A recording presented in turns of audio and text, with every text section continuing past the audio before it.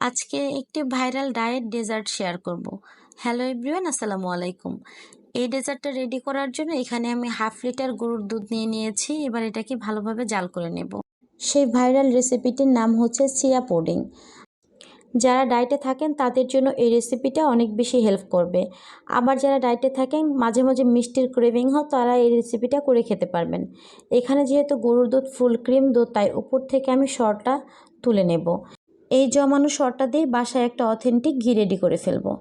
এবার আমি বাটিতে নিয়ে নিচ্ছি গরম দুধ। এখানে আমি 1 কাপ পরিমাণ গরম দুধের মধ্যে 3 চা চামচ পরিমাণ চিয়া সিড নিয়ে নিব। এবার আমি দুধে 3 চা চামচ পরিমাণ চিয়া সিড দিয়ে ভালো করে গুলিয়ে রেখে দিব 2 থেকে 3 ঘন্টা। অবশ্যই এটা নর্মাল ফ্রিজে রেখে দিবেন, না হলে গন্ধ হয়ে যেতে পারে। ফিরছি 2 থেকে 3 ঘন্টা পর। 2 থেকে 3 ঘন্টা পরে দেখেন আমার চিয়া সিডটা কিন্তু একদম অ্যাক্টিভ হয়ে গিয়েছে। এবার এটা যেহেতু আমার 2 জনের মিল, তাই আমি এটাকে অর্ধেক করে নিচ্ছি। হাফ কাপ করে এখানে আমি 1 কাপ পরিমাণ দুধে মিশিয়েছিলাম। এবার আমার খাবারের জন্য এখানে আমি কলা, আমার পছন্দ মতো যে কোনো ফ্রুটস এখানে আমি নিয়ে নিয়েছি। কলা, আপেল, খেজুর, আঙ্গুর সবগুলো মিশিয়ে তৈরি হয়ে গেল দেখেন আমার মজাদার চিয়া ওটস পুডিং।